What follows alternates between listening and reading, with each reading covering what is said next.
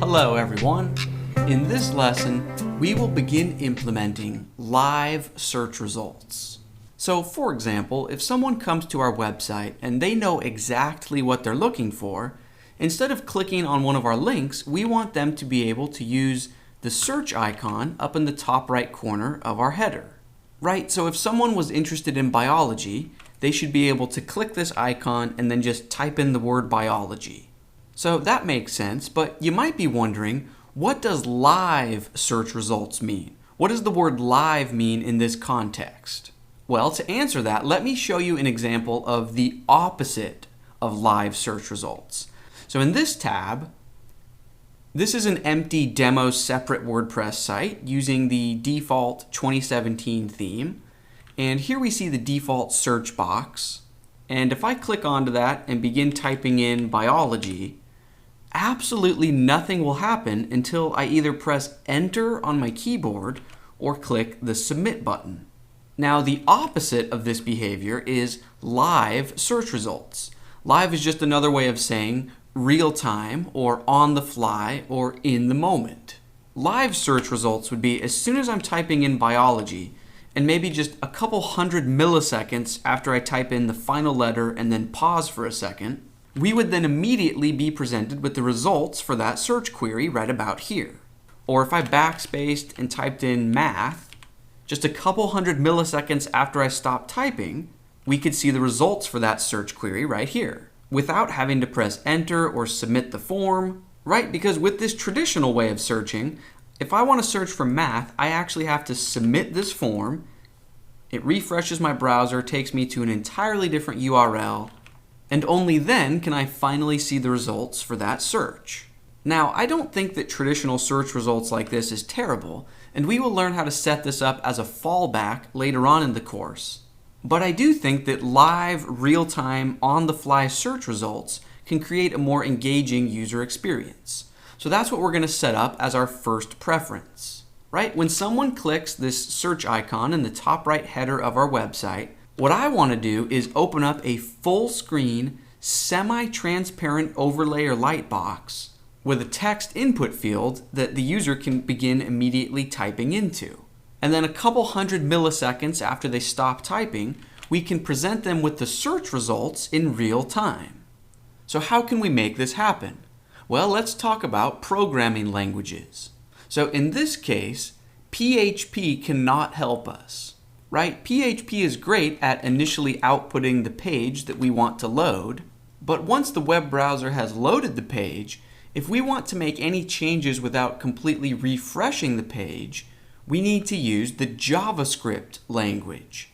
Right? JavaScript is how we can manipulate the page in real time. So right now, why don't you and I begin writing a bit of JavaScript? So let's open up our text editor, and in our theme folder, let's look within the JS or JavaScript folder, and then I want you to open up the scripts.js file. Now, before we worry about creating our live search results, why don't we first just make sure that our JavaScript file is working? So just as a test, maybe down at the very bottom of this file, why don't we create an annoying temporary alert message, so alert and then parentheses, and within it, let's say quotations, this is a JavaScript test. And then if I save the file and refresh our website, you'll notice that I do not see a pop-up message. And that's because we just edited the file named scripts.js, but WordPress is loading in the file named scripts-bundled.js. So we need to go the extra step and bundle or compile this file, so that this updated code that we just wrote will live inside the bundled file that WordPress uses.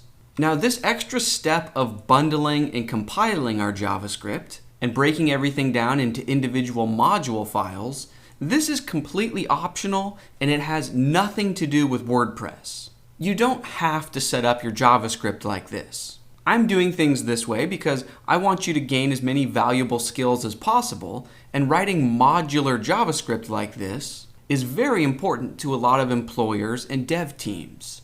But I do want to stress that you do not need to use my JavaScript setup if you really don't want to. if you would rather write all of your JavaScript for the entire website in the one file that WordPress is loading, that's a-okay.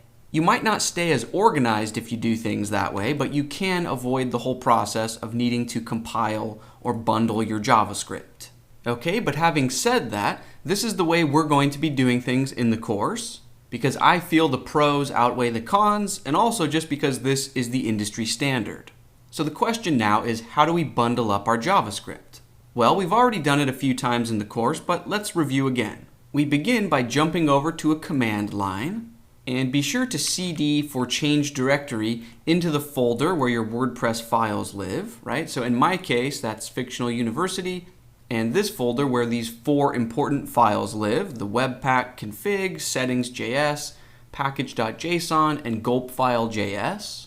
Okay, and once your command line is pointing towards the folder where these files live, then you can either run gulp scripts to perform a one-time bundle or compile of your JavaScript, or if instead you run gulp watch, that will spin up the local preview proxy server of your website, and more importantly, it will watch your JavaScript file for any saved changes. Right, so back in our scripts file where we wrote this is a JavaScript test message, if I save this file again, you can see the command line automatically starts bundling up the file for me.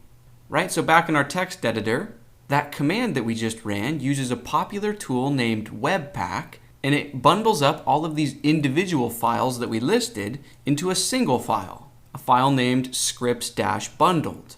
So if you opened up the bundled file, you would see that it's just this huge, difficult to read for us as humans, but easy to read for a web browser. So now if we go back to our website and refresh, we do indeed see the annoying alert pop-up that says this is a JavaScript test. Okay, so at this point we've got our JavaScript game up and rolling. Now back in our text editor, we don't actually want to alert out that test message, so let's delete that. And instead, why don't we learn how to create a brand new separate module file dedicated to our live search results. So let's create a new file in this modules subfolder that lives inside our JS folder. So inside this modules folder, let me create a new file. The name of this file does not matter, but just to make sense, why don't I name it search.js? And in this course, we are going to be writing object-oriented JavaScript. Again, this is optional. You don't have to write object-oriented code. This has nothing to do with WordPress. It's just my own personal preference. But it's a very popular way of doing things in the professional dev world. And I think that you learning how to write object-oriented modular code is only going to help your career. Okay, so let's begin by creating a class named search. So class, and then the name of our class. You could name it whatever you want. Let's go with search. Okay, and then we add in some curly brackets. And then in JavaScript, whenever we create a class, we want to be sure to include a constructor function. So we just type out constructor. It's a special reserved word in JavaScript. And then parentheses, curly brackets. Okay, and then any code that we place within the constructor function will be executed as soon as we create an object using our class or blueprint. Remember, a class is just a recyclable blueprint that we can use to create multiple objects using this recipe.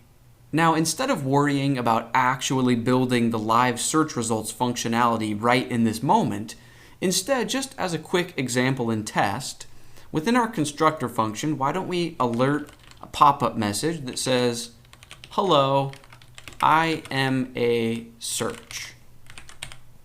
All right, and let's pretend that we are now done creating our class. And now we want to be able to import and use it within our main scripts file. So back in our search.js file, down at the very bottom of this file, we can just say export default and then the name of the class, search. And this line of code will allow us to import this file into our main scripts file. So check this out. Let's go ahead and save this file. And then back in our main scripts file, in this section of code, why don't we import in that new search module? So new line, let's say import search from, and then we just provide a path that points towards the new search file. So we've got single quotes, and we'll say // to look inside the current folder, right? So the scripts file lives right here. And then we just want to look inside this subfolder named modules. So let's say modules, look inside that folder, and the name of the file is search. You don't need to include the .js. We just need the actual file name, search. All right, and now that we've imported that file and class, we can actually use it to create a new object. So down here, let's add a new line, and let's create a variable and name it magical search. The name doesn't matter, I'm just making up a temporary name.